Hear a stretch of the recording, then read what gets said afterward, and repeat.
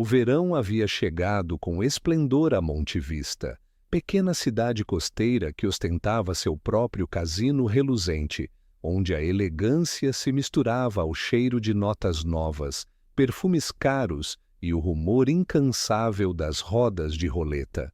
Naquela noite, sob as luzes de cristais pendentes do grande salão, Miss Marple, convidada para um evento beneficente, observava em silêncio uma sociedade que se equilibrava entre o luxo e a incerteza.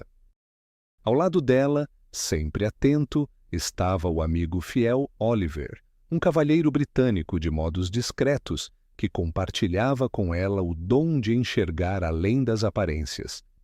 Enquanto os jogadores se inclinavam sobre mesas cobertas de feltro verde, havia no ar uma tensão oculta, quase palpável.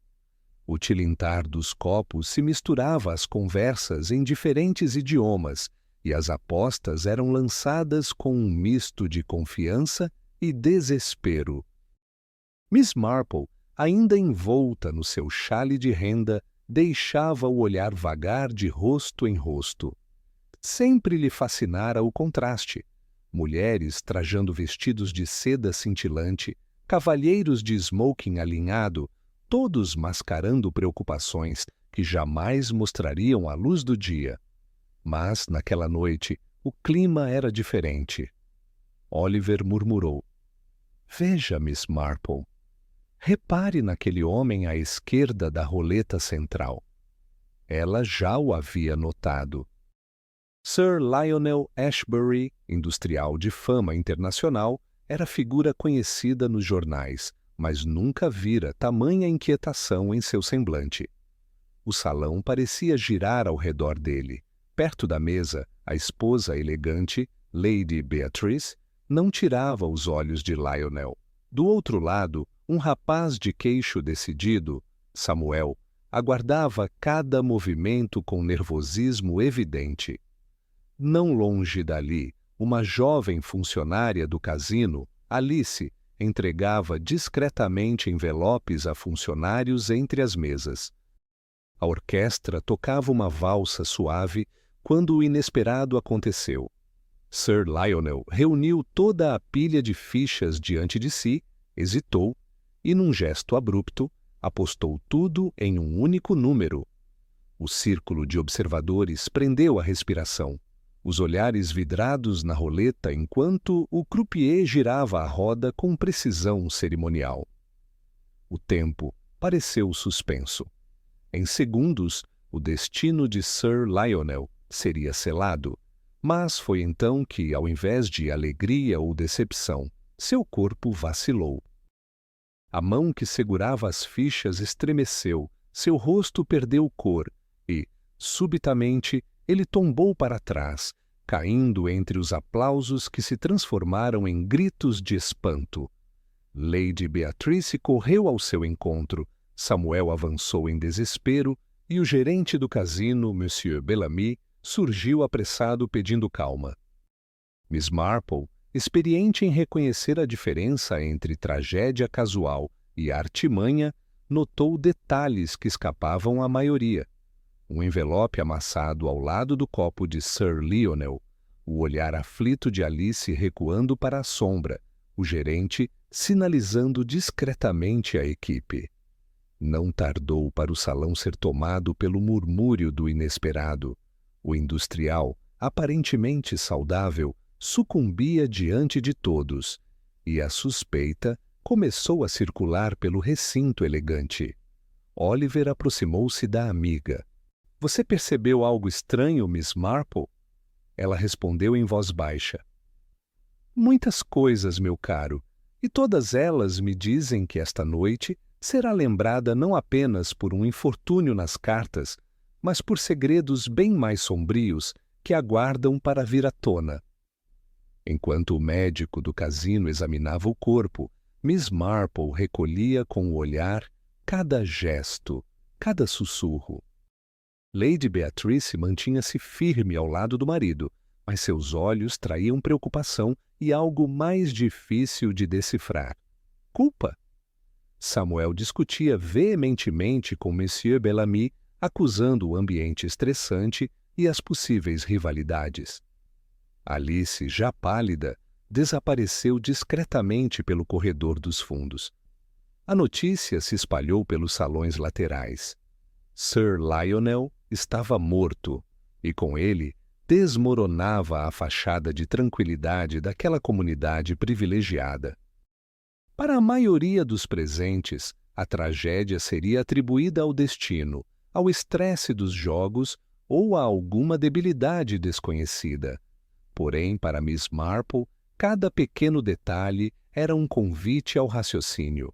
A forma como os envelopes trocavam de mãos, a insistência de Lionel em apostar em determinados números, o súbito interesse do gerente em supervisionar pessoalmente a roleta e os olhares trocados entre Lady Beatrice e Samuel, que pareciam compartilhar segredos antigos. O diretor do cassino, após garantir a ordem e encaminhar os convidados para os salões reservados, solicitou a presença de Miss Marple e Oliver em seu escritório privado. Lá, explicou que Sir Lionel vinha, há semanas, obtendo uma sequência improvável de vitórias, despertando desconfiança na administração, não pelo prejuízo, mas pela possibilidade de vazamento de informações sobre o funcionamento das roletas. Monsieur Bellamy confessou ainda que funcionários como Alice haviam sido vistos recebendo recados e, por vezes, entregando envelopes aos jogadores mais assíduos. A suspeita, agora, não pairava apenas sobre uma tragédia médica, mas sobre uma conspiração para manipular o próprio destino, cruzando interesses financeiros, familiares e até pessoais. Miss Marple compreendeu. A morte de Sir Lionel não era um ponto final, mas apenas o início de uma investigação que revelaria o que se escondia sob o verniz de luxo do cassino. Ao sair do escritório, passando novamente pelo salão silenciado, Miss Marple teve a certeza. Bastava acompanhar o rastro dos segredos para descobrir quem, naquela noite, transformou a sorte em arma mortal. Após o choque da morte de Sir Lionel Ashbury, a rotina do cassino foi profundamente abalada. Os funcionários, orientados pelo gerente Bellamy, redobraram a vigilância sobre os clientes mais assíduos. O cassino, antes símbolo de glamour, agora era sinônimo de sussurros e especulações.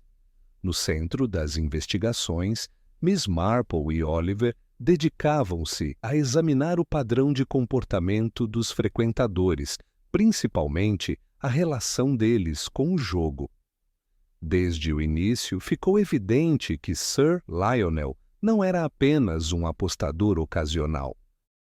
Nos últimos meses, ele vinha desenvolvendo hábitos específicos. Chegava sempre no mesmo horário, observava as mesas antes de se sentar e só apostava alto depois de receber um envelope ou bilhete discreto de algum funcionário.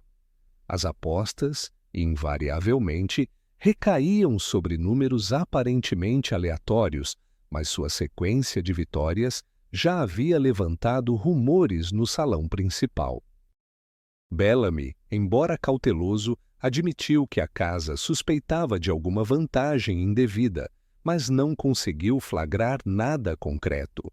Miss Marple pediu acesso aos registros do cassino, analisando as apostas de Sir Lionel nas últimas semanas. O padrão era claro, ele jogava grandes somas, especialmente quando se sentia observado, como se buscasse impressionar ou desafiar os olhares atentos.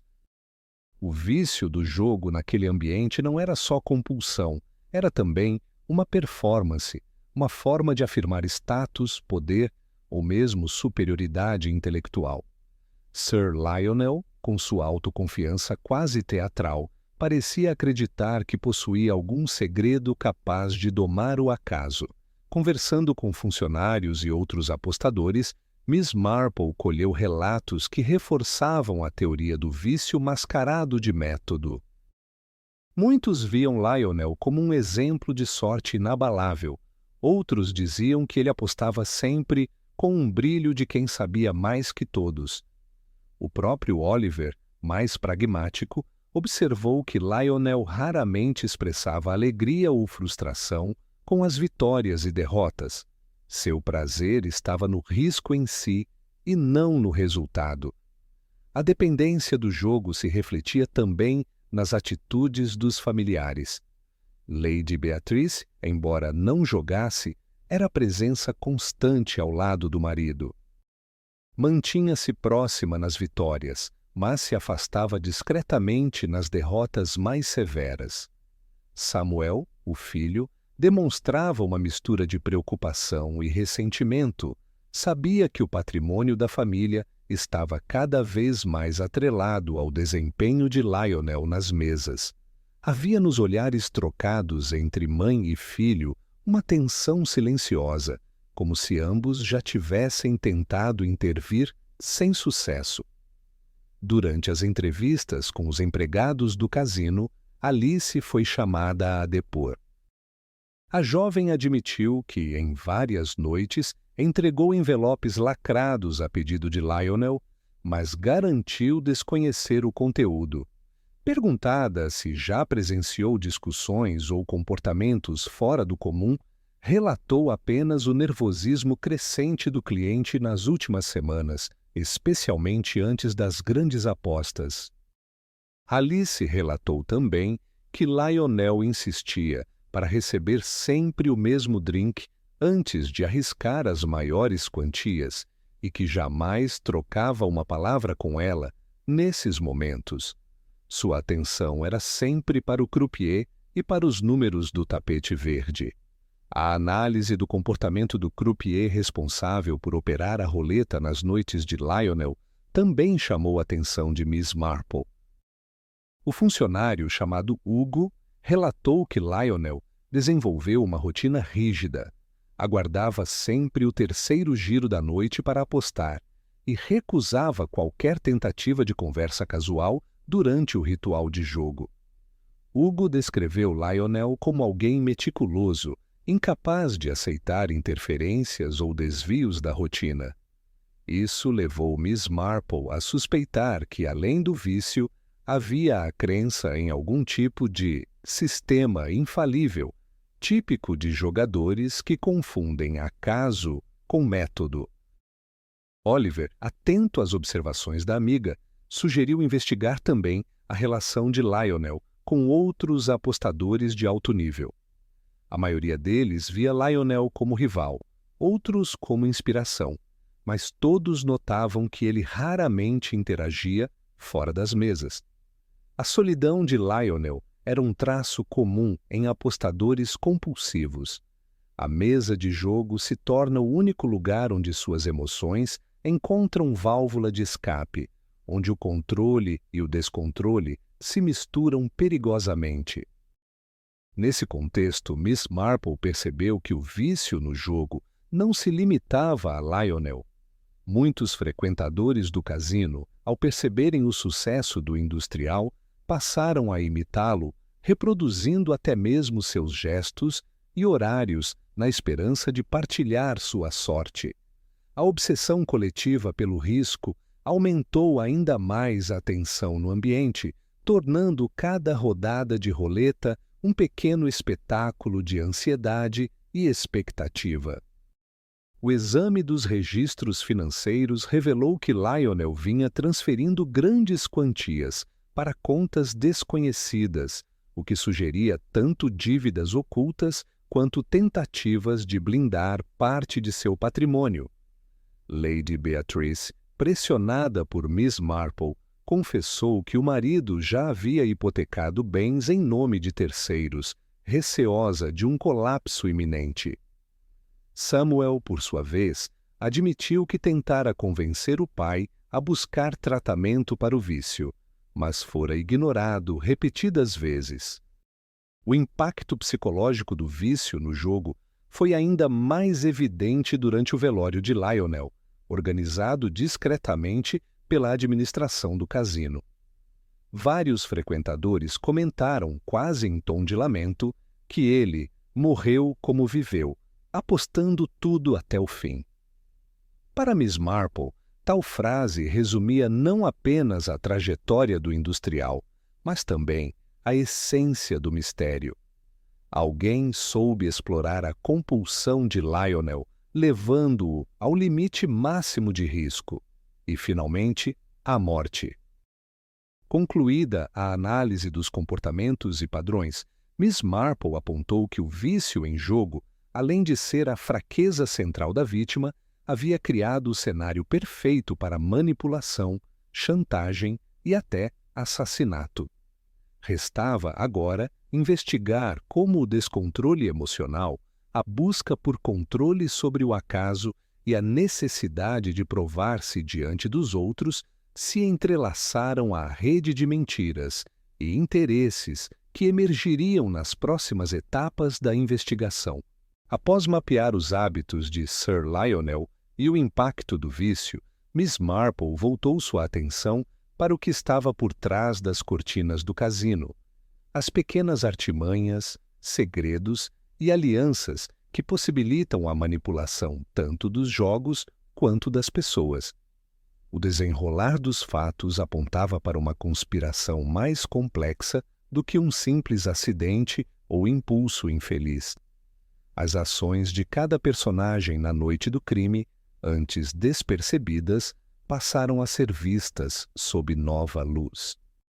A primeira peça a ser analisada foi a relação entre o gerente Monsieur Bellamy e o próprio Sir Lionel. Bellamy fazia questão de transparecer neutralidade, mas Miss Marple logo percebeu sutilezas em seu comportamento. Ele sempre se aproximava quando as apostas altas eram feitas, fiscalizava discretamente os funcionários próximos de Lionel e mantinha uma lista privada de frequentadores que ganhavam além do esperado.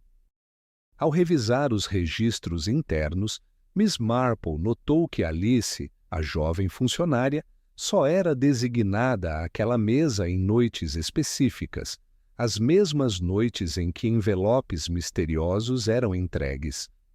O controle rigoroso das escalas sugeria que o gerente monitorava não apenas o fluxo de dinheiro, mas também o fluxo de informações. Alice, pressionada em novo depoimento, revelou ter recebido orientações para nunca olhar o conteúdo dos envelopes e entregá-los sempre de forma discreta. Disse também que certa vez ouviu, acidentalmente, uma conversa entre Bellamy e um homem de fala pausada e sotaque estrangeiro, identificado posteriormente como Victor Stein, outro jogador assíduo do cassino. Alice se recordava de Bellamy falando sobre momentos certos e rodas favoráveis, indicando que talvez houvesse alguém fornecendo dados privilegiados sobre o funcionamento das roletas. Paralelamente, Miss Marple questionou Lady Beatrice. Inicialmente, a viúva mantinha postura de total desconhecimento sobre esquemas ou mensagens recebidas por Lionel. Contudo, análises de registros telefônicos e observações da equipe do hotel revelaram contradições em seu álibi. Beatrice saíra do hotel em horário diferente do declarado e fizera ligações noturnas para contatos em Londres ligados a questões jurídicas. A insistência de Miss Marple a fez confessar que tentava negociar a venda de joias da família, alegando preocupação com as perdas financeiras. No entanto, a detetive percebeu que Beatrice ocultava algo mais, não apenas o medo da ruína, mas também um interesse incomum por detalhes da rotina do marido no cassino. Samuel, filho do casal, também se viu sob suspeita. Ele sustentava que permanecera no hotel durante a noite do crime, mas um funcionário o viu sair às pressas por uma porta lateral pouco antes do incidente.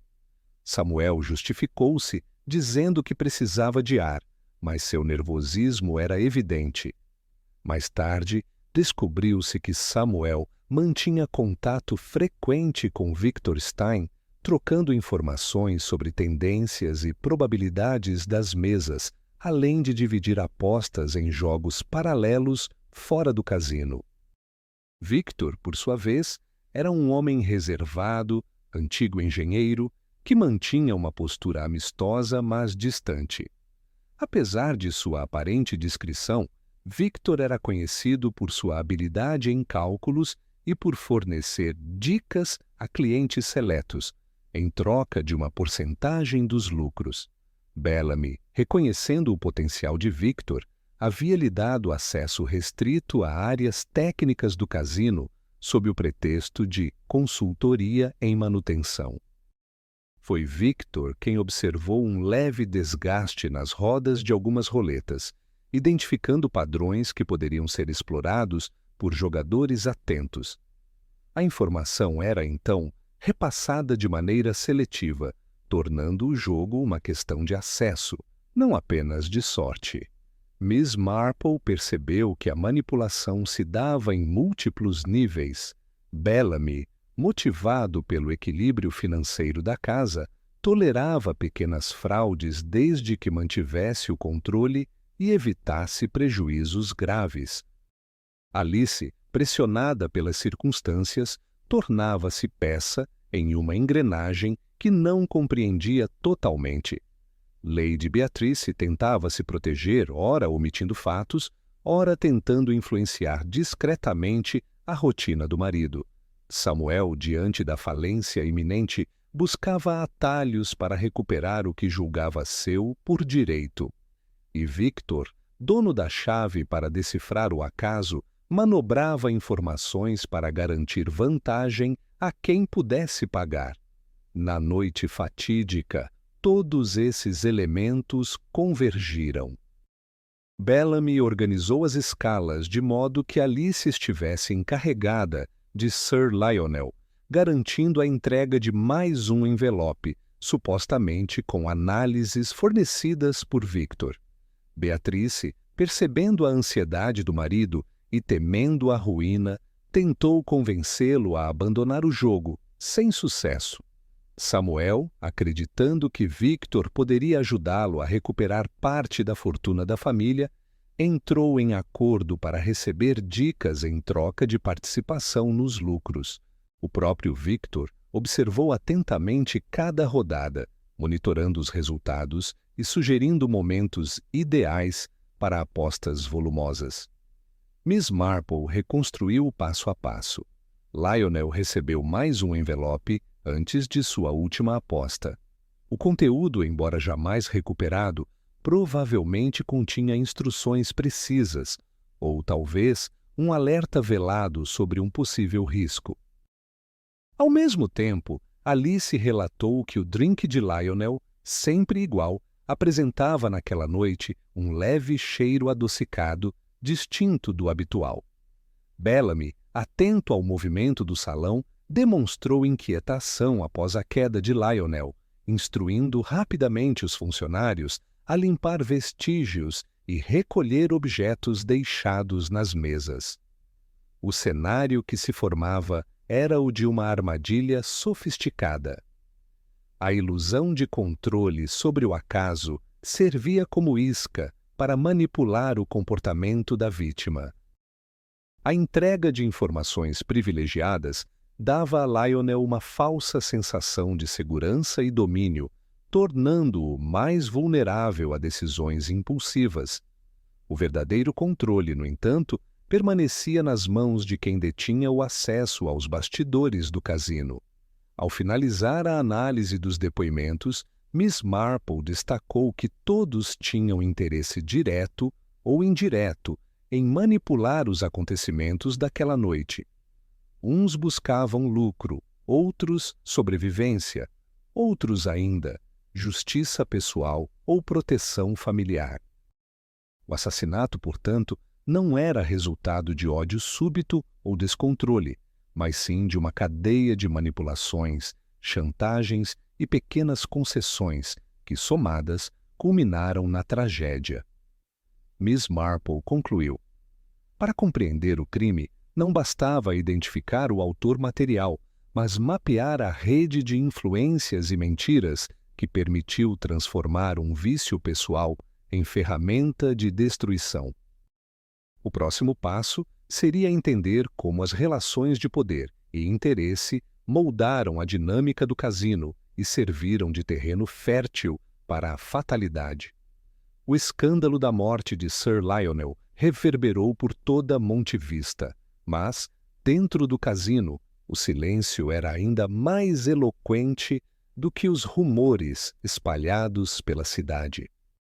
Para Miss Marple, a investigação deixava cada vez mais claro que a teia do crime só existia porque a estrutura social e as relações de poder naquele microcosmo permitiam e até incentivavam que interesses particulares se sobrepusessem à verdade. O cassino era um retrato fiel da estratificação social. Jogadores endinheirados tinham acesso a salões exclusivos, recebiam atendimento diferenciado e podiam influenciar decisões administrativas de Monsieur Bellamy. Funcionários, por outro lado, eram constantemente vigiados, subjugados a regras rígidas e, muitas vezes, pressionados por superiores e clientes ricos. No centro desse cenário, cada personagem movia-se de acordo com o lugar que ocupava na hierarquia, e essa hierarquia definia o quanto cada um podia arriscar, esconder ou manipular. Miss Marple percebeu rapidamente que a posição de Sir Lionel como industrial de renome garantia privilégios raros. Suas reclamações eram atendidas de imediato, suas dívidas eram renegociadas com discrição e sua presença era sempre valorizada pelo impacto financeiro que causava. Para a administração do cassino, mantê-lo satisfeito era não apenas uma questão de cortesia, mas um investimento estratégico. Foi assim que Bellamy pôde, por tanto tempo, manipular escalas e autorizar exceções às regras em favor de Lionel, enquanto investigava suas supostas vantagens silenciosamente, sem alarde. Do outro lado, funcionários como Alice ocupavam o extremo oposto da escala social. Subordinada a ordens superiores, ela sabia que o menor erro poderia resultar em demissão sumária. Isso a tornava vulnerável a pressões e chantagens, tanto internas quanto externas. O temor de perder o emprego impedia que questionasse ordens ou denunciasse irregularidades. Não raro, era ela quem pagava o preço pelas manobras daqueles em posições superiores. A família Ashbury, por sua vez, não escapava dessa dinâmica de poder. Lady Beatrice, mesmo com todos os sinais de sofisticação e controle, era vista por muitos apenas como a esposa do industrial, constantemente julgada pelo círculo social ao qual desejava pertencer. Suas tentativas de proteger o patrimônio familiar e manter as aparências eram, em parte, uma resposta ao medo de perder não só o conforto material, mas também o respeito e a influência que acompanhavam o nome do marido. Suas negociações discretas, as ligações para Londres e o silêncio diante dos problemas de Lionel refletiam a preocupação de alguém que entendia que, para sobreviver naquele mundo, era preciso manter a fachada impecável. Samuel, o filho, vivia o conflito entre a expectativa de herdar fortuna e status e o receio de ver tudo ruir por conta das escolhas do pai. Seu contato com Victor Stein, figura de ascendência estrangeira e origem duvidosa, era mal visto por parte da elite local, que via nos forasteiros uma ameaça ao equilíbrio tradicional do poder. Samuel, porém, sentia-se à margem, jovem demais para decidir, impotente para intervir, mas velho o bastante para compreender que, sem influência direta, não teria voz nas decisões da família. Victor Stein, por sua vez, transitava nos bastidores, sempre ciente de que jamais seria aceito nos círculos mais fechados do casino, não importava o quanto fosse útil ou discreto.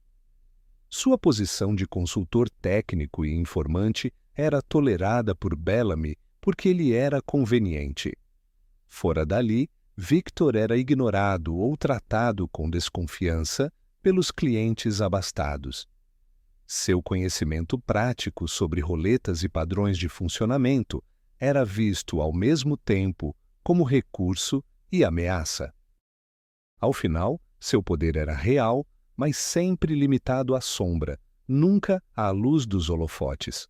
O próprio Bellamy era exemplo da dualidade do poder.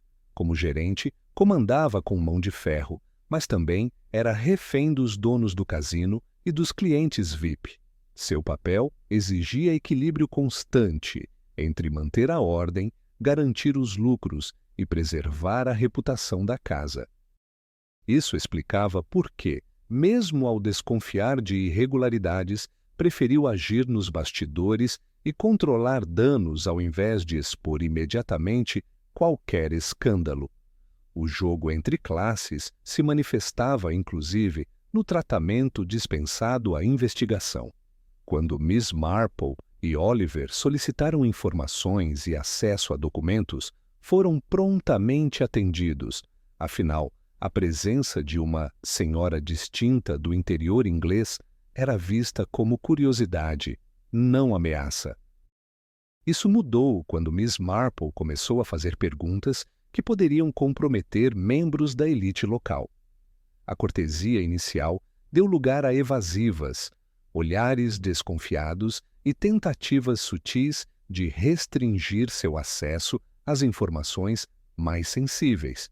A própria reação dos frequentadores do cassino ao crime refletia essa lógica social. Os mais ricos lamentavam a tragédia de um igual, enquanto funcionários e pequenos apostadores viam na morte de Lionel apenas mais um exemplo de como a sorte dos poderosos podia ser volátil, mas raramente resultava em consequências reais para os mais privilegiados. Comentários nos bastidores sugeriam que, se um simples funcionário tivesse caído morto, provavelmente o caso teria sido encerrado em minutos, sem direito à investigação formal. Miss Marple analisou a estrutura do cassino como um organismo vivo, onde o poder fluía do topo para a base, mas também podia ser revertido sutilmente. Pequenas concessões, informações trocadas em segredo, favores concedidos em troca de silêncio. Bellamy, Lady Beatrice, Samuel e Victor, cada um à sua maneira, se aproveitava e sofria as regras desse jogo social, onde perder a posição podia ser mais fatal do que perder dinheiro na roleta.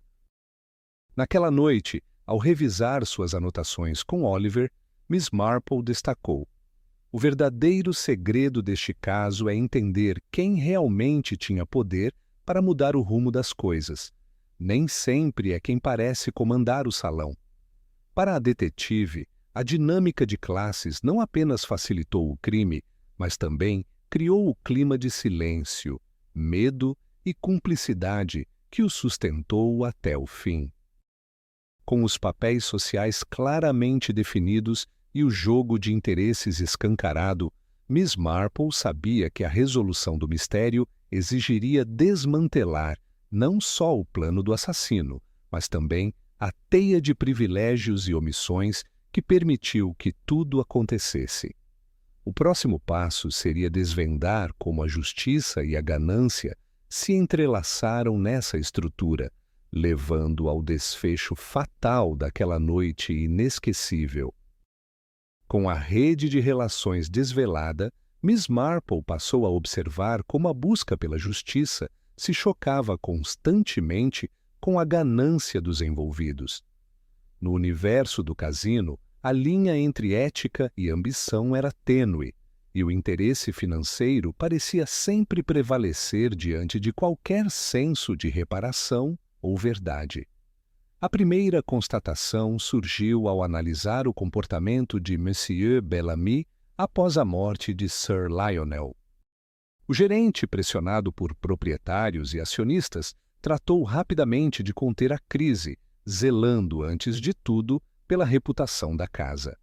As ordens internas foram claras: minimizar escândalos, evitar comentários e manter a clientela de alto padrão, segura e fiel.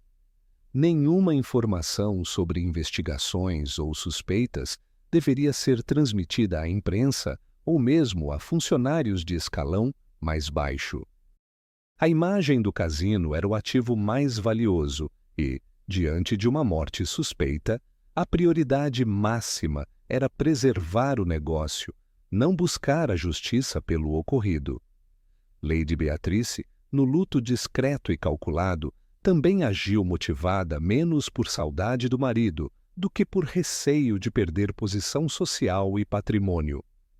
Seus esforços se voltaram a acelerar processos de herança e renegociar dívidas, tentando blindar o nome da família. Aos olhos do público, encarnava a esposa sofredora, mas para Miss Marple, suas prioridades eram pragmáticas: garantir que nenhuma revelação sobre eventuais fraudes ou apostas ilegais pudesse ameaçar o que restava da fortuna dos Ashbury. O mesmo padrão de alto interesse guiava Samuel. Diante do medo de ver todo o legado familiar dissolvido no jogo, o jovem buscou atalhos para se beneficiar das perdas do próprio pai, negociando com Victor dicas privilegiadas em troca de participação em ganhos ilícitos. A ideia de justiça, para Samuel, era garantir o máximo que pudesse extrair daquele sistema, ainda que às custas de omitir informações relevantes sobre o que sabia dos bastidores do cassino. Victor Stein, o engenheiro forasteiro, manteve-se fiel à sua lógica. Para ele, o jogo era apenas mais um mercado e a ética se resumia a quem paga mais leva vantagem. Suas análises técnicas das roletas, compartilhadas de forma seletiva, tinham preço. Vivia entre a busca pela sobrevivência em uma sociedade que o marginalizava e a necessidade de explorar as brechas do sistema para lucrar o suficiente. Em depoimento a Miss Marple, deixou escapar que, ao perceber a tensão entre Sir Lionel e Bellamy, optou por se distanciar para não ser diretamente envolvido caso a situação fugisse ao controle. Dentro desse quadro, Miss Marple percebeu como a lógica do cassino, a casa sempre vence, funcionava também como metáfora para as relações humanas ali. Os mecanismos de lucro do estabelecimento estavam acima de qualquer escrúpulo: controlar pequenas manipulações, tolerar esquemas discretos, intervir somente quando a própria sobrevivência financeira estivesse ameaçada. Era o equilíbrio delicado entre permitir que a ilusão de sorte prosperasse e garantir que ninguém, além do cassino, saísse realmente vencedor ao final. Quando Miss Marple solicitou à polícia local um exame detalhado no corpo de Sir Lionel, encontrou resistência inicial. O inspetor, já pressionado por Bellamy, relutava em abrir investigação formal contra figuras proeminentes. A relutância só foi superada quando provas materiais, resíduos incomuns na taça de Lionel e registros de compras de substâncias raras vieram à tona, tornando impossível ignorar que se tratava de assassinato e não mero infortúnio. Ainda assim, o foco dos inquéritos sempre recaiu sobre figuras periféricas como Alice e Victor, e quase nunca sobre os verdadeiros donos do poder. A conclusão inevitável foi que a justiça só seria feita se alguém estivesse disposto a desafiar interesses instalados, e para muitos ali, isso não valia o risco. A maioria dos funcionários preferiu o silêncio, os clientes ricos, o afastamento, a família, a resolução mais conveniente e rápida.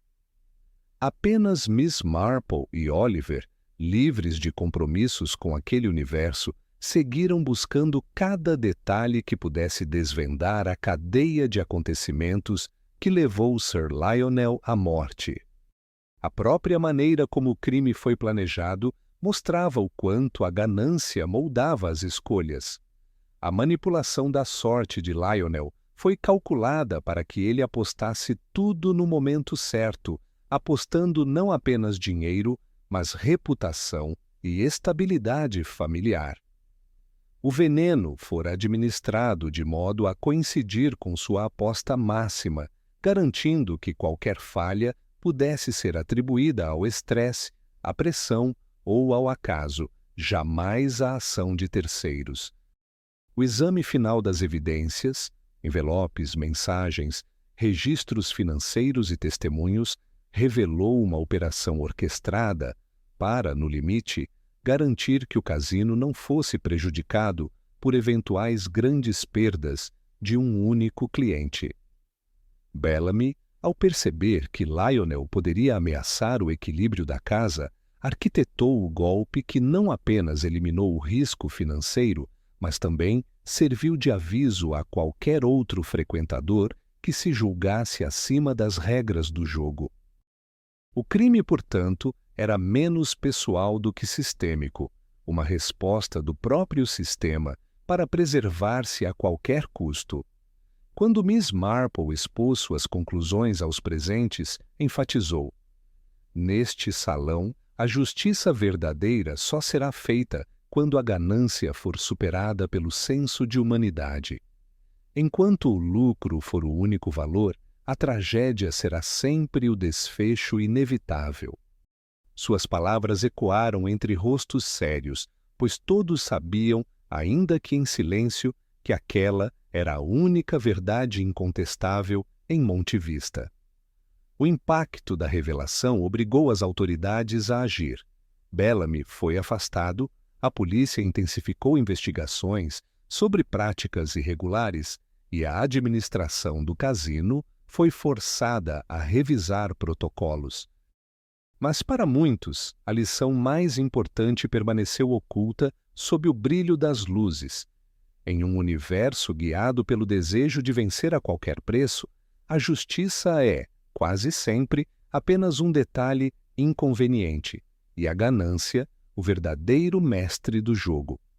Miss Marple, ao sair do cassino naquela noite, sabia que o caso estava tecnicamente resolvido, mas que as estruturas que o permitiram permaneceriam prontas para criar novos escândalos enquanto o desejo de riqueza prevalecesse sobre a ética. Ainda assim, cumpriu seu papel, revelou a verdade e, mesmo que por instantes, lembrou àquele universo dourado que ninguém está acima das consequências. Com a revelação do plano por trás da morte de Sir Lionel, as peças finalmente se encaixaram para Miss Marple. Em sua costumeira discrição, a detetive britânica apresentou à polícia o encadeamento de fatos, os indícios cruzados, a dinâmica dos interesses e a lógica fria que guiou cada decisão dentro do cassino de Monte Vista. O trabalho de Marple, meticuloso e livre de qualquer desejo de holofote, contrastava com o frenesi das autoridades e da imprensa, que agora buscavam respostas e culpados para oferecer à opinião pública. A ação policial foi rápida após a apresentação dos fatos. Monsieur Bellamy, antes confiante, agora enfrentava o rigor de um inquérito formal. Foi acusado de abuso de poder, negligência e envolvimento direto na manipulação de resultados e favorecimento de clientes privilegiados, culminando no assassinato de Lionel. Sua defesa baseou-se em negar o dolo e afirmar que sempre agiu para proteger os interesses da casa.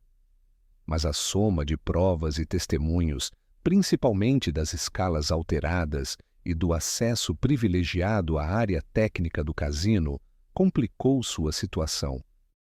Alice, a funcionária que repassava os envelopes, foi ouvida em novo depoimento, desta vez sob proteção, e admitiu ter seguido ordens sem saber do conteúdo das mensagens.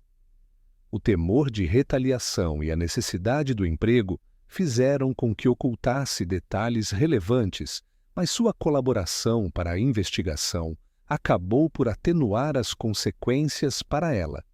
Mesmo assim, o episódio marcou profundamente sua reputação e lhe custou a tranquilidade no trabalho. Victor Stein, o engenheiro de bastidores, não foi formalmente acusado, mas teve de prestar esclarecimentos detalhados à polícia. Seu papel como consultor técnico foi colocado em xeque.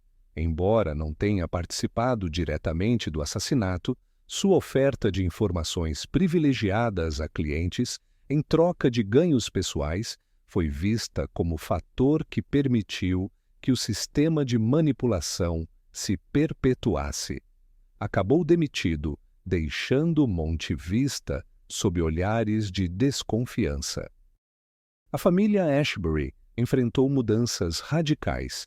Lady Beatrice, agora herdeira direta do patrimônio, concentrou-se em reerguer as finanças familiares e manter o prestígio social, mesmo sob o peso das suspeitas de que, se não participou, ao menos silenciou diante dos riscos a que o marido se expunha.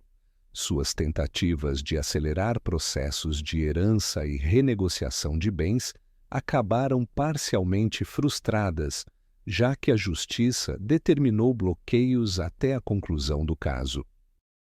Samuel, o filho, passou a ser observado por potenciais cúmplices, perdendo espaço nas rodas sociais e sendo visto como oportunista. O casino, epicentro do escândalo, tentou rapidamente restaurar sua imagem. Novos protocolos foram implementados, funcionários foram substituídos e auditorias externas passaram a monitorar cada procedimento. A administração reforçou o discurso de tolerância zero para práticas irregulares, mas Miss Marple e Oliver sabiam que, no fundo, a lógica do ambiente pouco havia mudado. A fachada de elegância e exclusividade permanecia, apenas mais atenta aos olhos curiosos de forasteiros e autoridades.